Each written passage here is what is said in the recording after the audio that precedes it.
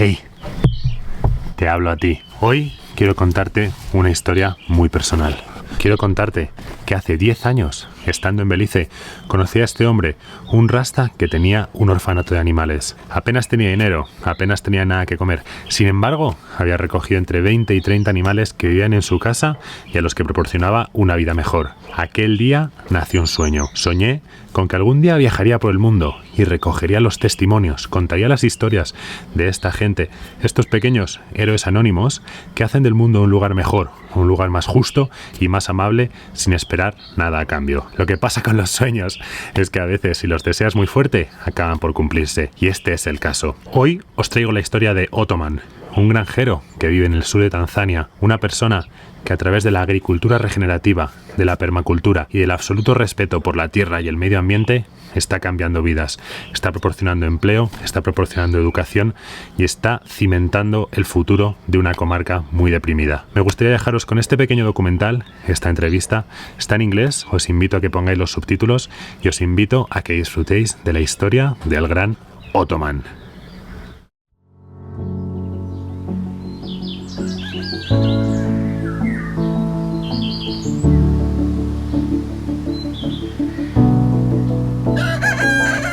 In the misty highlands of southern Tanzania, a quiet revolution is taking root, led by a man whose heart beats with the rhythm of the earth. This is the story of Ottoman, a visionary, a farmer, a teacher. On his land, called Kukua, he is doing more than cultivating crops. He is sowing knowledge, resilience, and hope. One seed, one student, one dream at a time. Join me as I step into his world, where permaculture is not just a method, it's a way of life. My name is Ottoman Lutambi, the founder of Kukua Practical Permaculture of Africa. In Swahili, Kukua means to grow. We grow food, we grow and collect knowledge from all over the world. And the most of all, we grow people.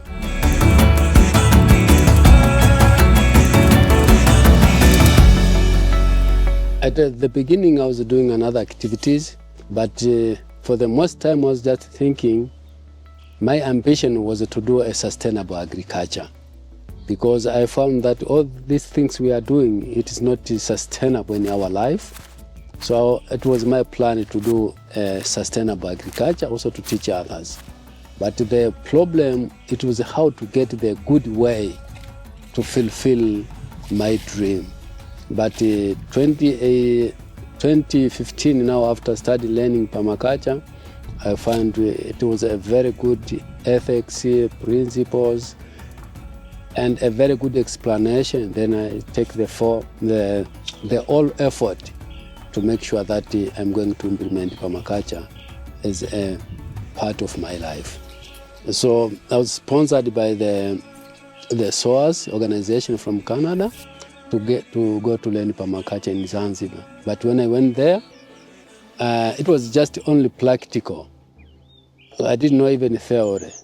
So for me, somehow it was very difficult, and I decided to quit the course. But that organization, they said, no, we've paid a lot of money for the teachers, because also the teachers, they were coming from Canada. You have to tolerate, be patient, and then that I was having some friends also. I asked why I don't understand. They said it's very difficult to understand. So if possible, we can take like a stick. We can give you some notes, so that when you go back, you'll take time to start reading permaculture. So at the time when I come back, I started reading permaculture effectively, and I found it's very, very potential subject for me, and all for the society in general.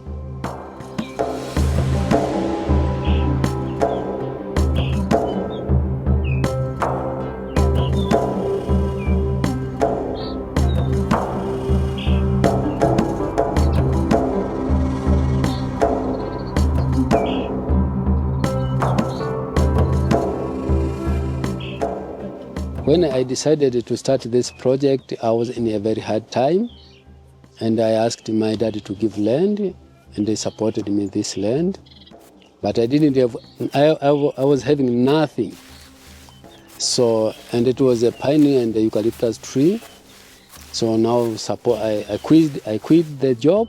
I cannot continue with working in the job in my farm of my relative. So I decided now to start working here. I was in a very, very hard time because you have to cut the tree, you have to remove the stems, and you don't have food. There is nothing. Even my wife, Angelica, she decided to go to town so that she can work, so that she can get money, at least to survive in town, not to support the project, only to stay in the town to support with one kid called Eric. So I passed in a very hard time. And most of the people in the village, they were just thinking maybe it is I'm a crazy person because I have to work from morning up to the evening. And you can't believe, at that time, I don't know what happened to my body. Even there is a rain, I have to come to work, and I don't feel rain. Even when it is sun, I can come and work. And I was not getting tired. But now I think maybe I was having an extra power on my body. Something like spiritual. Yes, I hope so. Because now, why I was just doing all that, I cannot feel cold, I cannot feel hunger. I can stay even 2 days without eating, you can't believe. I think you were finding your mission for sure. Yes, we have to work. Even you can see my hand, how it looks like. It means you have to work by hand. You have to cut the tree, you have to dig by using hand, the whole and no food. Yeah, the good things I've learned in permaculture, which is very, very important, and most of people, they are failing. It is how you can start the project, because you have to see what the resources you have. So I found that what I was having is on land and myself and the project I wanted to implement. And some seeds you can get from the local people to come to plant. It's a matter of designing. And because when you learn permaculture, you learn something called the designing of the farm. And the second stage is installation, and the third stage is maintaining the system. So already I was having this knowledge. So it was not very difficult for me to understand this. And because in permaculture you learn what we call site analysis. Site analysis is where you are going to replace the element, to put some elements. So I have to visit in site analysis, you have to visit all the farm to check the weather, the landscape, the sector analysis which is going to affect my project. So I was knowing about that. So it was very easy now to design the buildings going to stay here according to the lily situation. The bee zone is I'm going to install some places, also bee fish pond, food forest, fruit forest, animal zone, even playing ground. It was very easy to figure out all these places because already I've got knowledge. And the resources I have to start already I was having here.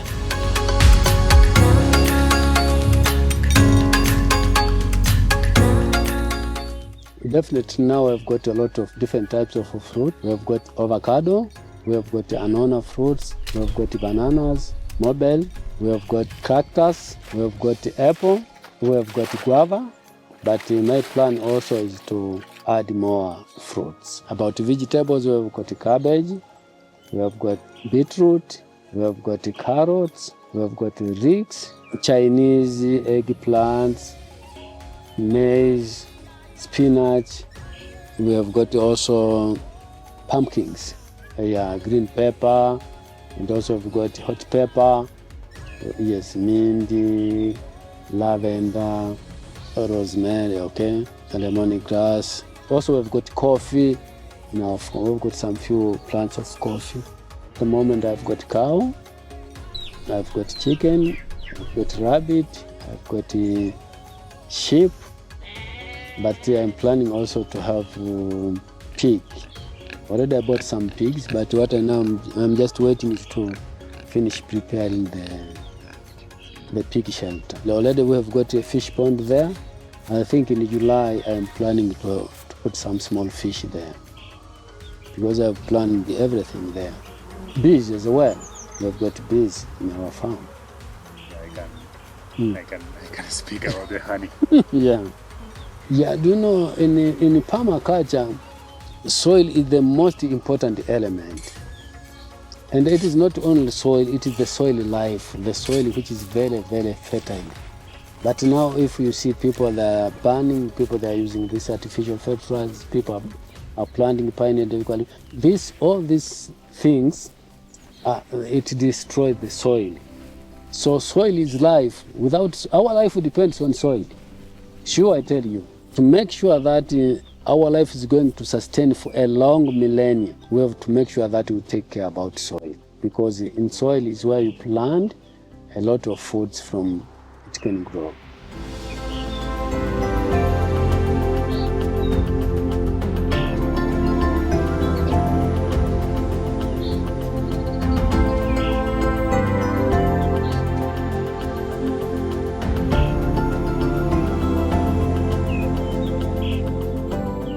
As I told you before, I was having an idea.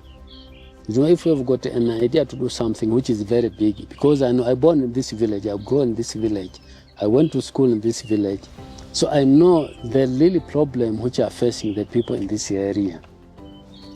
So, and because I didn't have any source of income, sometimes you cannot work alone. You need some people to work together, and also to make sure that you share some ideas, okay, to open your mindset more. So I found it was a very better, or it was very important to have volunteers to come to work with me. And I already have seen the power, because they are coming, they are traveling all around the world. They've got a very good knowledge. They've got experience working in another farms. So for me, they are doing better. That's why I found they better come, and then we can share the ideas. And what we have to know is that as a human being, you cannot grow yourself. You need other people. Like 80% to make sure that you grow, you are going to improve your life. 80% it depends on other people. 10% it depends on you. And another 10% it depends on nature.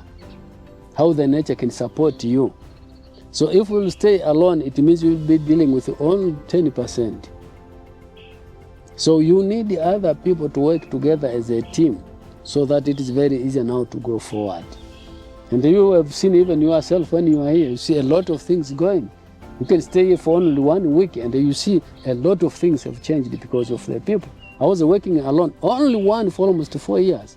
Now you can see how many people are at the farm at the moment. How jobs were created in this, and a lot of people are benefiting from this. Oh, my friend, you can't believe. Like now, a lot of people who are coming to work here, you have seen, it's the only place where the people, they can come and do some activities and they get at least a little amount of money to save their families. And also when they come to this place, apart from working, I teach them why we are taking care about soil, why we are not burning the soil, why we are planting the companion plants. I'm talking about the global crisis, that now we've got a problem of food. Like here we have seen they are growing pine trees and eucalyptus trees and they cannot eat. So already they are benefiting from this place. And I know, honest, I know there is no project which will come and change the mindset of this apart from this project here.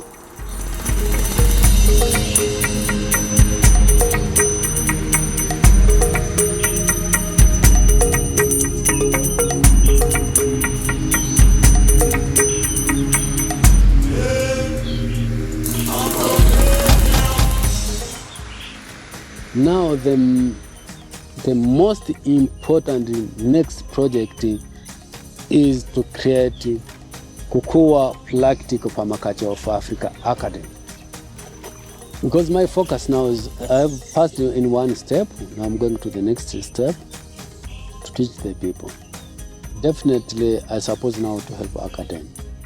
Because if you've got academy, it means you can bring children or people from different parts of our country or from our community, they can come to this place. And then it's very easy to teach them. It's very easy to experience permaculture life, how it works. And then it's very easy now to go to their own place and or to their community so that they can distribute this knowledge or they can practice themselves. And also because my intention also is to get the teachers who will be teaching permaculture for the future. Because now, like now, we've got a primary school. They've got a big land and it is empty. When you go to secondary school, they've got a huge of land, maybe 200 acres, but it is empty. There is nothing, and they can stay at the school from morning up to the evening without even food, even breakfast. So I am just thinking, if by using this, probably for the future, I believe we are going to create even one teacher in each primary and secondary school who will be teaching the permaculture way of life. So definitely we need some place where people they can come. Like you have seen, we've got a lot of books, but if we don't have the place where we can keep the books, or the people can come and learn that books, it's going to be meaningless. So we've got a lot of resources, especially for teaching. We've got land, we've got books, we've got laptop, we've got some main instrument to start teaching this permaculture to the people. Already we have. Also I was just learning how I can send this message to the people. But I found that the youth, they are very easier to catch what I'm just teaching them. So when you teach them something, and also permaculture, it takes time to show the result. So when you teach the others they like to get money now, or they like to get money today. They don't have time to wait. But for the kids, it's very easy. When you teach them, they're still in the school, they can learn, and then they can practice slowly without any responsibility for other activities. And then at the end of the day, they will bring at their home place. And definitely, I'm sure it's how I can spread the knowledge of permaculture. My friend, when I see this project is going, it's going to be a very, very biggest project of permaculture in Africa. And I hope one day it's going to be the University of Agriculture, the first University of Agriculture in Africa. I believe on that. Because we've got some elements. There's something which is supporting us in this area to make something bigger. Like nature. Nature is supporting us in a great way. Do you see? The environment in this place, we are in a mountain, 1,073 meters from sea level. Do you see? So we don't have a mosquito in this place. Malaria mosquito we don't have in this place. We have got a river, big river in that side. And also we have got a stream of water in that side. The wind is coming from south going to north. So it means in another part there we can keep some bees. So the nature also is supporting us a lot. And another thing, we've got friends all around the world who are coming. They like this project and they like to come to work with us. There are some people who are coming to exchange ideas. So we are in a very good position to make a great permaculture university in this place.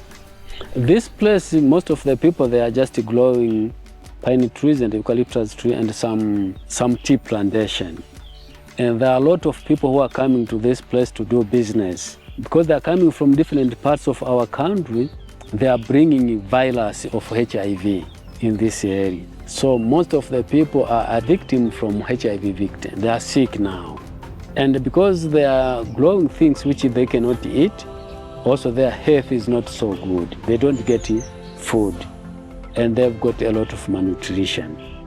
So I think by using the permaculture way of life, they can grow food, and it is very easier to maintain their health. Another problem in this area, because people are very poor, so when somebody is sick within the family, there is no way to get money to send their patient to the hospital. What they are doing is to sell the land for the people who have got money. So you find the people, they are losing land now. Definitely in that society, they will continue to being poor.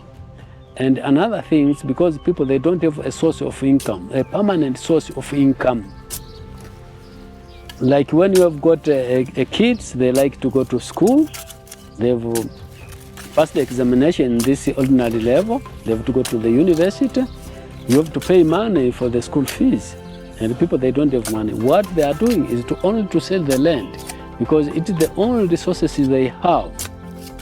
And then they can pay the school. At the end of the day, after the student have graduated in the university or in the middle colleges, there is no job and also there is no land. So you see how the multiplication in poverty is being affected our society.